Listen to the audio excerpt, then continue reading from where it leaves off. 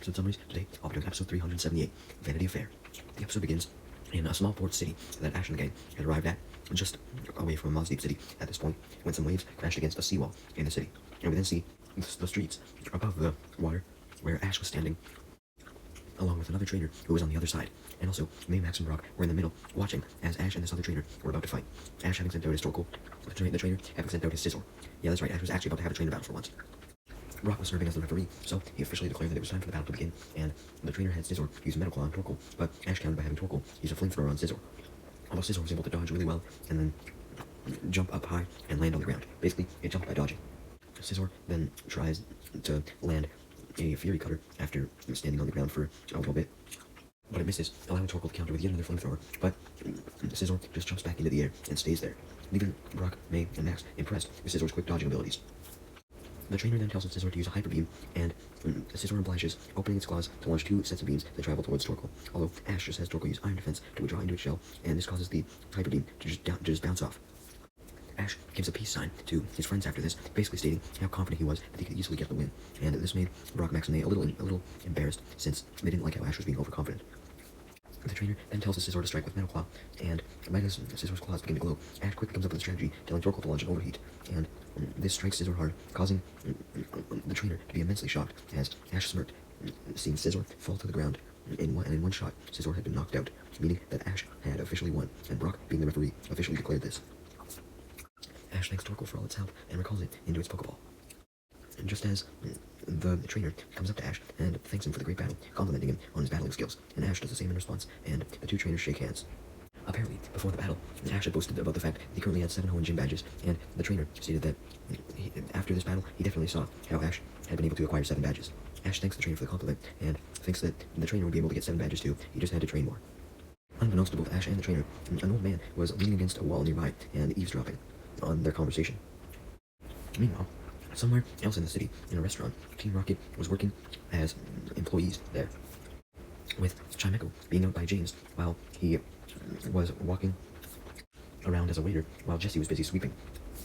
As soon as James passed Jesse, even though he was the one not really doing much, he began to rant at Jesse, asking why they had to take a part-time job at the stupid restaurant, leading Jesse to admit that they needed the cash if they wanted to continue their fight against Ash and the gang with more mechs and shit. Basically, they were out of money. James wasn't a fan of this, so he simply just yelled some more and asked Jesse to do all of his orders for him, including getting milk for a customer. Jesse was annoyed, refusing this, but then Meowth came out of the chef's kitchen wearing a chef's outfit and questioned why Jesse and James were fighting, telling them that they wouldn't get anything done if they simply just fought all the time. Jesse agreed with Meowth, but she couldn't help herself but argue because she had to burn off some steam since she was so pissed off with their whole situation, as she proceeded to rant about how she wished they were back in simpler times, remembering these times where they didn't have a care in the world about money or Ash and the gang, but now they had to stress about not having any money and how they hadn't seen Ash and the gang for a while to try and steal their Pokemon either. James agreed, starting to wish for a better life as well, as he looks to his Chimecho for comfort, hoping that it would use a heal bell or something, but it didn't. So Jesse and James just zone out, looking out to the sea as they begin to imagine their life on an island without any obligations, where they can just relax by themselves. Jesse and James' daydreaming was interrupted, though, when the restaurant door came crashing open, and the man that was spying on Ash and the trainer in his battle earlier walked in with a very serious face, and questioned where the man who worked at the restaurant previously had gone, leading Jesse to admit that the regular staff have taken the day off, welcoming him to the restaurant, declaring that even though the regular workers were gone, they would still happily serve him what he wanted. So Drake said he'd take a seat and order, and walk to a nearby table, sitting down in a chair. So James came up to him and asked what the man's order would be, and the man ordered some hot milk with a small amount of sugar, but also some peppermint, which shocked Team Rocket. Not knowing that people liked peppermint in their milk and they didn't know how to add that in properly, the man assumed this and accused Jesse and James of not being able to make the milk with peppermint as good as the regular chef would, and warned them to, or else he would punish them. Team Rocket was very intimidated by the man, but regardless, they managed to muster up that they weren't worried at all and would easily be able to make the milk with peppermint, and it would be out of this world good. Meanwhile, back with Ash and the gang, they happened to walk by the restaurant while walking through the streets, and May was instantly excited, wanting to take a break there for lunch. The rest of the gang agreed, and they all sat down at one of the outdoor tables. May mentioned how great the battle was earlier, and Max agreed, stating that Ash would definitely do good in his next gym battle. Although Max did admit that a reason why Ash won was because Torkoal was at a type advantage, so Ash had a better chance of winning. So I suggested that for Ash's final gym battle, he go in with a type advantage as well, if he could. Ash simply laughed, stating that of course he would win, because his previous opponent was not the best. so suggested that he simply just needed a stronger opponent, and even then, he was positive that he could beat this stronger opponent, regardless of the type advantage or not, although Brock quickly reminded Ash not to be so overconfident. Although Ash denied that he was being overconfident, saying he was instead just being realistic, since he could beat any trainer that challenged him. Although Max expressed his doubt at this. He did like how Ash was able to beat this last trainer, but he didn't think he could beat anyone. Although Ash just continued to glaze himself up, stating that as soon as he finished lunch, he was going to find a real challenge, which was hard for him these days. Of course, Ash and the gang were unbeknownst to the fact that Team Rocket was working at the restaurant. So, since they were working as waiters, James inevitably came up to Ash to get Ash and the gang's orders, though was startled to see that the customers were actually Ash and the gang. He tried to look to his Chimeco, who was beside him, for comfort, but he was really nervous to see Ash and the gang, so he couldn't get comforted very easily. Ash and the gang didn't recognize him, though, due to his waiter outfit, and asked him why he seemed so nervous and what was wrong. James lied, assuring them that he was alright, and simply said that he had to check on something back in the kitchen. Before Ash and the gang could ask any further questions, James rushed off back inside the kitchen, where Jesse and the elf currently were, going with his Chimeco. Meanwhile, the man took a sip of his hot milk that somehow did have peppermint in it, because Team Rocket had managed to give him his order, and he then turned his attention to Ash and the gang outside. He saw them through the window, because remember, Ash and the gang were in an outside table. Meanwhile, in the kitchen, James had just told Meowth what he had saw regarding Ash and the gang, leaving Jesse shocked that Ash and the gang were in the restaurant, and James agreed. Jesse then suggests that they might as well make use of Ash and the gang being at the restaurant and steal Pikachu while Ash and the gang were still eating.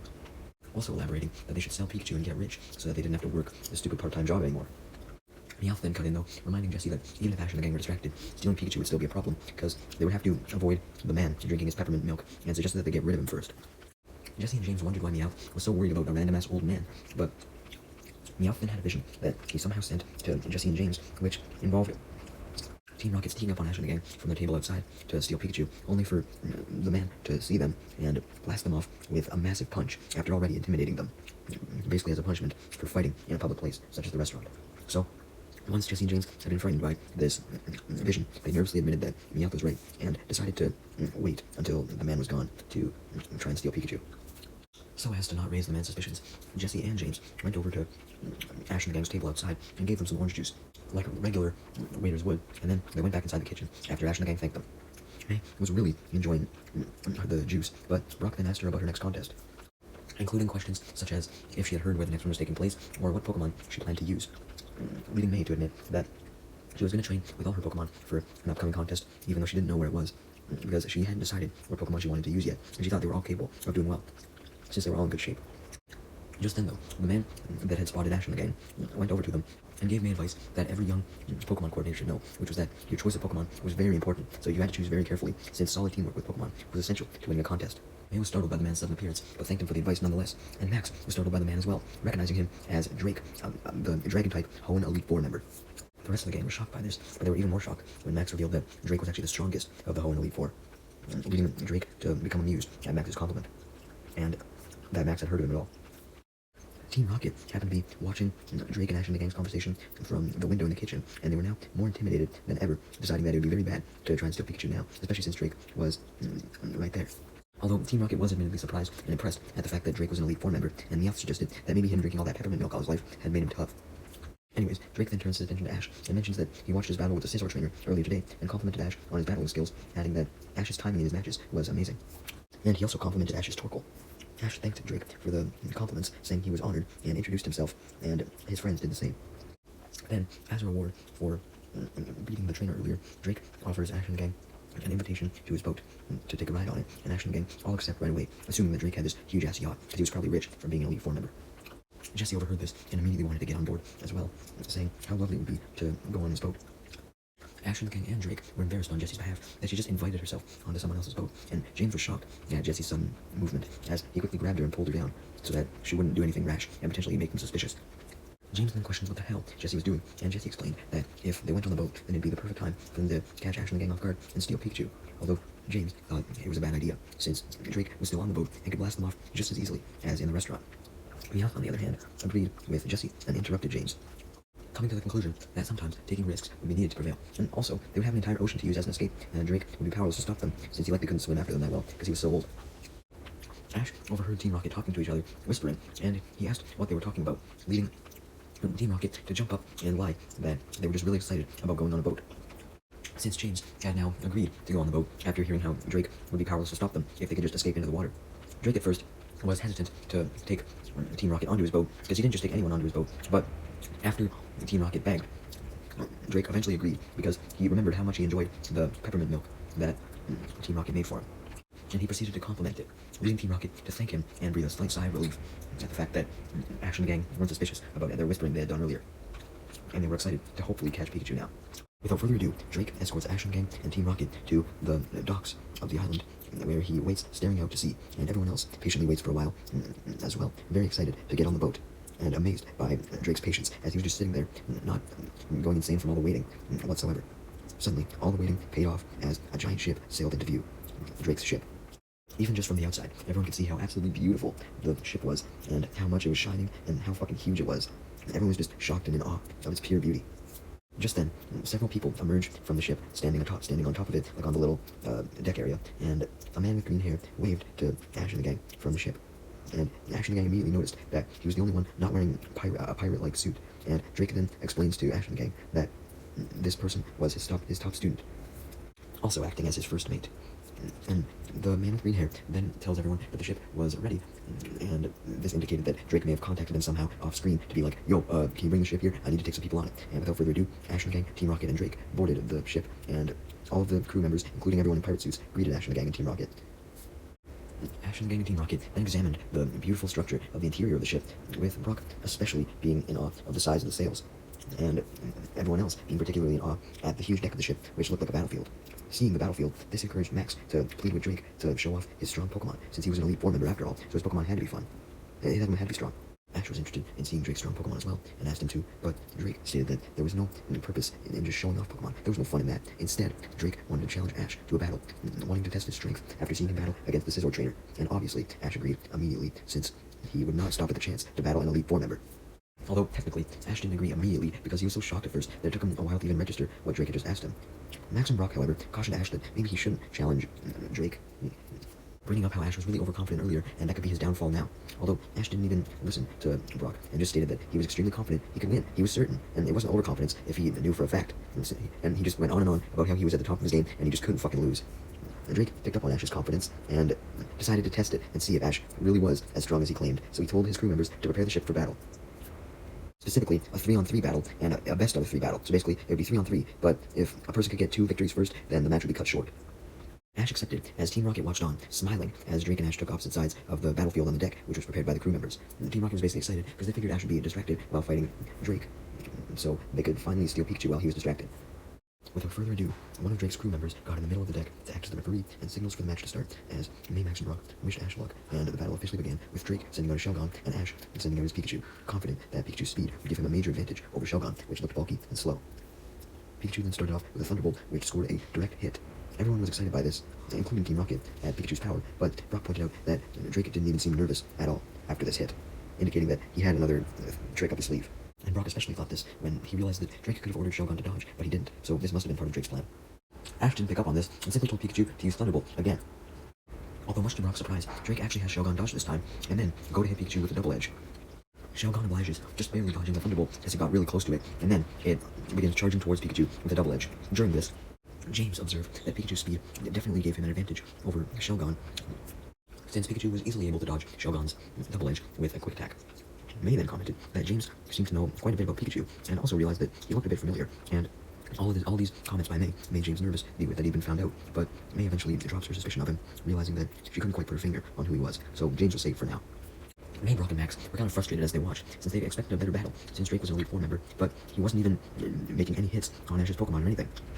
And May even commented that Drake's strategy seemed pretty goddamn weak, because he didn't seem to have one at all. Although, the guy with green hair from earlier, Drake's top student, told them to be patient to see Drake's strength, saying that he usually had a way to exploit weaknesses, and pointed out that Drake still looked extremely calm, so he must have had a plan in some way. As for Ash, though, he was coming up with a strategy of his own as well. He figured that if Drake was calm upon being hit with Thunderbolt, then Thunderbolt must not have been doing much, so he decided to change strategy, ordering Pikachu to rush a Shelgon with an Iron Tail. Although,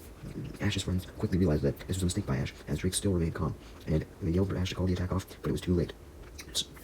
Because Pikachu had now come in close range with Shelgon, and this gave Drake the opportunity to have Shelgon launch a Dragon Breath to blow Pikachu back, which stops the Iron Tail, and then Shelgon immediately follows up with a Dragon Claw, and this strikes Pikachu hard, and sends it straight down onto the deck. And both of these attacks were too much for Pikachu, to the point where it had fainted, leading the crew member who was the ref to declare Shelgon and Drake the winner of the first round, so the score is now 1-0, with Drake in the lead. Brock, May, Max, and Team Rocket were immensely shocked by what had just happened, because Pikachu was faring so well, but with just one wrong move, everything was fucked. Ash was also shocked and disappointed, whereas Drake just smiled, happy that he had managed to put Ash in his place. At least for now, because Ash did still have another chance, but regardless, he went up to Pikachu and picked him up, apologizing to it for letting him lose. Ash then brings Pikachu to May so that May could hold him and let him rest.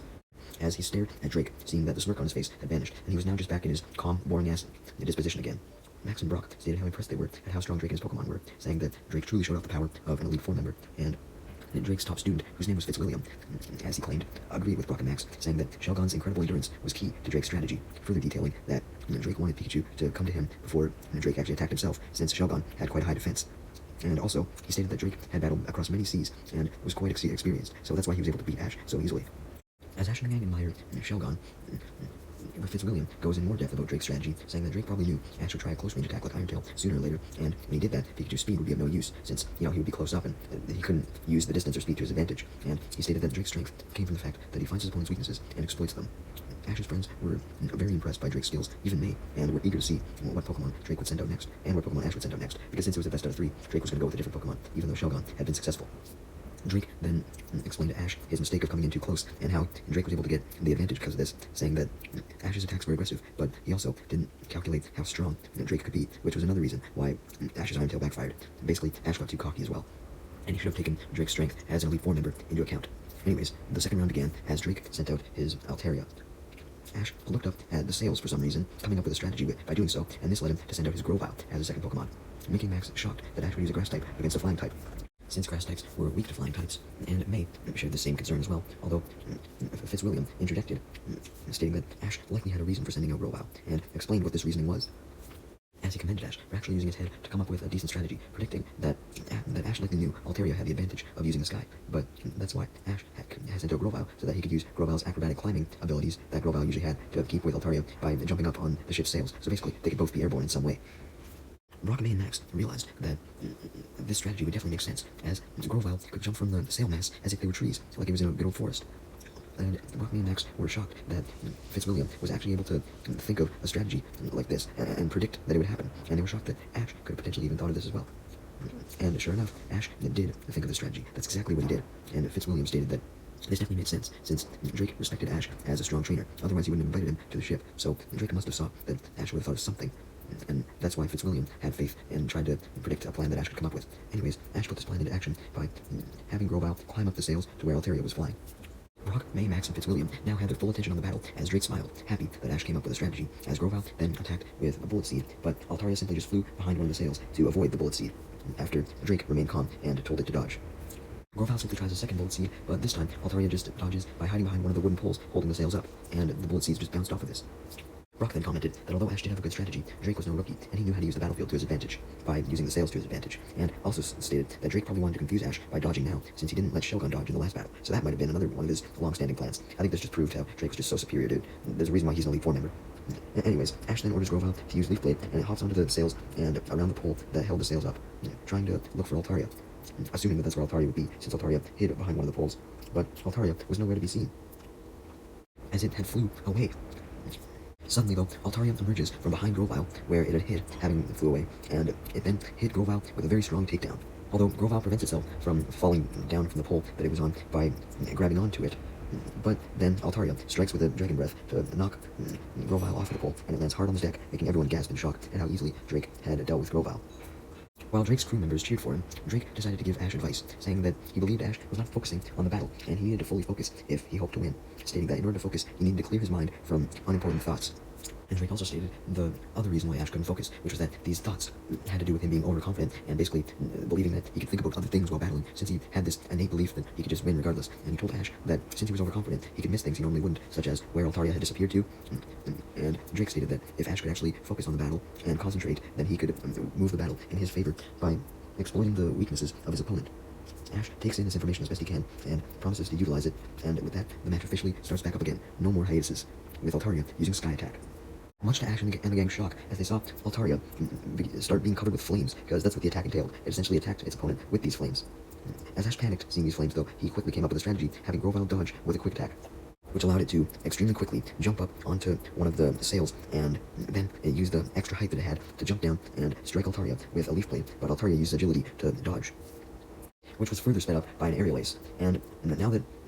Grovyle was down on the ground and Altaria was up in the air, Altaria took the opportunity to launch a massive solar beam, and once it charged up, it struck Grovyle hard, sending it flying through 2 barrels on the ship and into a wall on the ship. And after rebounding off the wall, it slams onto the deck, unable to battle, leaving the crew member who was a referee to declare Altaria the winner. So Drake was the overall winner of the battle, 2-0.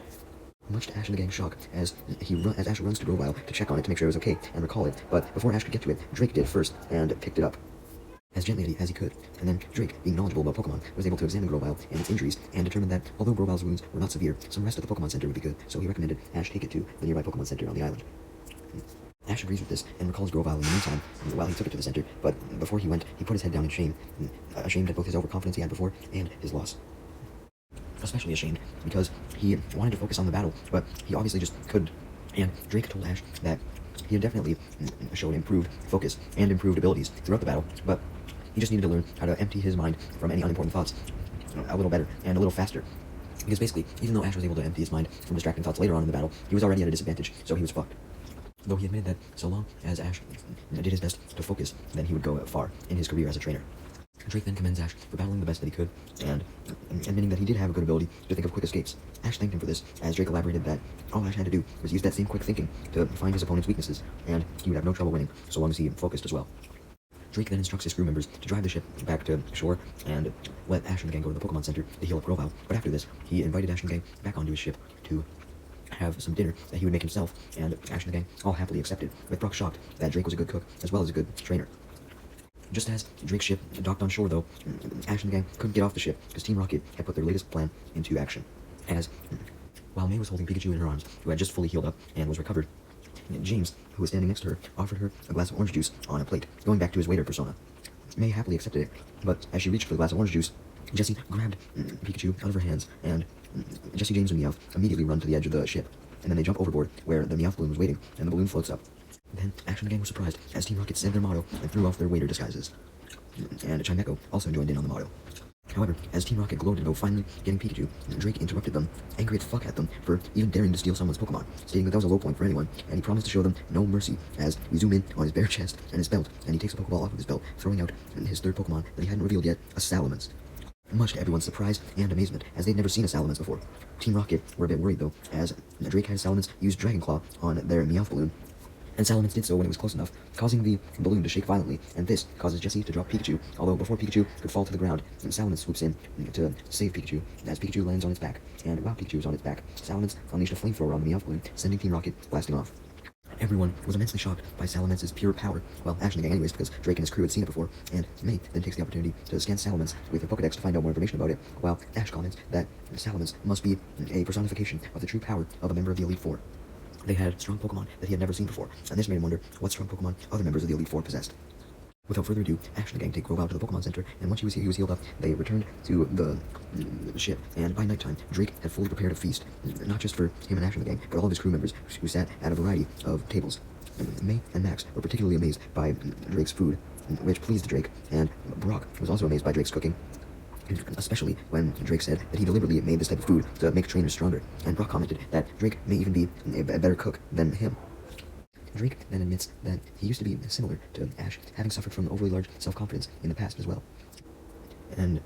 since he had won all of these battles and developed so much overconfidence, his overconfidence made him believe he was unbeatable, and this overconfidence led him to go on a losing streak. And he was on a losing streak for a while before he realized that overconfidence was his problem. And he then told Ash that not everything in the world was winning or losing, but what was important was what the trainer learned from the battle, whether it was a win or a loss, and stated that Ash should instead focus on just fighting stronger and stronger opponents every time, instead of just focusing on winning, because as long as you were at least trying to push your limits at all times and trying to learn, even from your mistakes, that's what mattered. Stating that losses were very beneficial for learning about how to cover your own weaknesses in future battles, and also learning about how to exploit your opponent's weaknesses in the future. And stated that so long as Ash kept battling stronger and stronger opponents, his overconfidence would not get the better of him, because he would lose more often, and he could focus more on the battle at hand if he wasn't focused on his overconfidence. And also told Ash that he saw potential in him as a trainer, as long as he wasn't arrogant or didn't fear losing. Ash thanked Drake for his advice, nodding, and promised to try his best to follow Drake's advice, with Pikachu agreeing. And now that Ash had advice from a great Elite Four trainer, he was ready to resume his journey to his 8th Hoenn Gym badge.